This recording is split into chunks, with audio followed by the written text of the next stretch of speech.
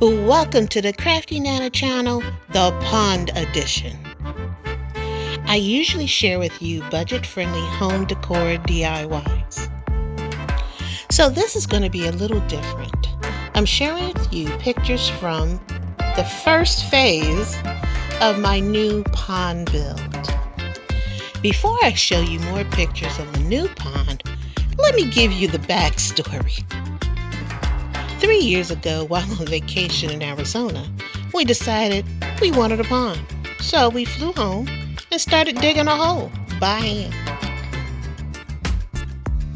We filled our hole with rocks and, of course, other stuff that's needed to keep a pond running, and voila, we had not too shabby of a pond.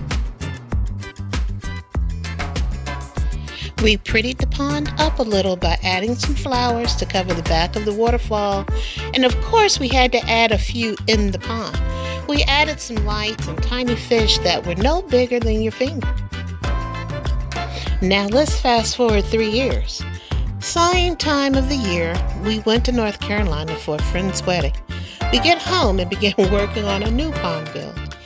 We had to capture our fish that are now about the size of my arm and place them in a holding tank, which was a large pool. Since the new pond is going to be triple the size of the original pond, we rented an excavator, which was a lifesaver because digging that first pond was backbreaking. And yes, I did help dig. I have pictures to prove it. Unfortunately, I'm not sharing because they were not very flattering. However, Nigel, who I lovingly call Crafty Pappy, had some digging to do by hand because he decided to put a bottom drain in. Once the digging was done, I helped to lay the corrugated pipe, which would eventually get connected to our new filtration system. Once the drain was installed, we laid the underlayment and liner into our newly created hole. Once that was done, came some really heavy lifting. We had to place the boulders in place for the waterfall. I called in reinforcements. My son Aaron and his friend Will. They helped Nigel move boulders that were a few hundred pounds into place. Now it's time to add some water and smooth out the liner as the pond fills. So let's just say it was a little chilly out, so poor Nigel was the water waiter while I pulled and smoothed the liner from the outside edges of the pond. Once we had water, we were able to test the bottom drain's air dome. Yes, we did it right and have air bubbling in the deep end of the pond. The water is in, the air is bubbling. Let me share with you the amazing job Nigel did with putting together the filtration system and the skimmer, which lives at the end of the pond at the deep end. We added something that I've always wanted, a spillway bowl. Instead of placing the bowl on the black box that they sell them with, we took one of the pavers that we are using as walking stones around the pond, cut a hole in the middle, dug the earth underneath far enough down for the piping, which is connected to the skimmer, which allows the spillway bowl to act as a mini bog. We struggled with the install a little, but I love how the bowl fits into the overall aesthetics of the pond. The fish can now go into their new home. We took them out of the holding tank one at a time. That was kind of fun, making the mad dash from the tank to the pond 11 different times.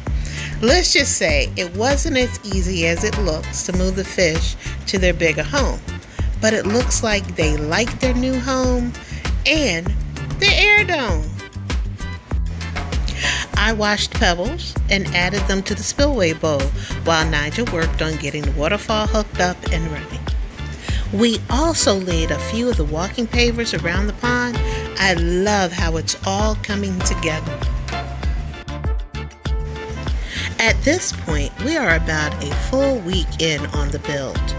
To protect our fish from furry and feathered predators alike, which we have a menagerie of animals and birds here, the heron is the biggest problem we have. We arched PVC pipe across the pond and draped a net across them. This will help prevent the heron from using his beak to spear one of our fish. In the original pond, we actually lost 3 fish because we didn't know to cover it up with a net initially. We added underwater lighting around the edges of the pond, under the air dome, and within the waterfall. Don't you just love how everything lights up at night? The pond isn't even finished yet, but I can't take my eyes off of it. Just to let you all know, I'm not afraid of a little hard work. I decided to rebuild the retaining wall around the back side of the waterfall. Nigel started the first row for me, but I laid the additional rows of blocks to complete the retaining wall and then filled up the area with soil all by myself. Not too shabby if I say so myself. I planted heuchera, lamb's ear, and coleuses at the top, and then I planted impatiens and geraniums along the bottom. In the spillway bowl, we planted an array of aquatic plants. My favorite is the black elephant ear. We placed the bulb in the bowl, and up it sprouted, our new elephant ear. I also added a light to the middle of the bowl. The next few plants are plants from the old pond. To the left bottom of the waterfall is sedum. In the waterfall itself are creeping jenny and vinca vines. To the top right of the waterfall, I planted forget-me-nots and morning glory. To the bottom right, I have a mixture of trailing plants. One of my favorite finds for the pond are these ceramic planters that look like logs. I placed them across the front of the waterfall spillway to make the waterfall look a little natural. Here's something funny. I added drought-tolerant plants to the planters because the plants won't be receiving regular watering. I also added some water hyacinths to the waterfall spillway. I was so happy to see a bloom appear on it. I'm Angela, Crafty Nana, and he's Nigel, Crafty Pappy. We hope you enjoyed the first part of our Pond 2.0 rebuild. In a video coming shortly, we will share how we added a deck to the pond. Thank you so much for watching. And remember to add a touch of love to each crafted piece.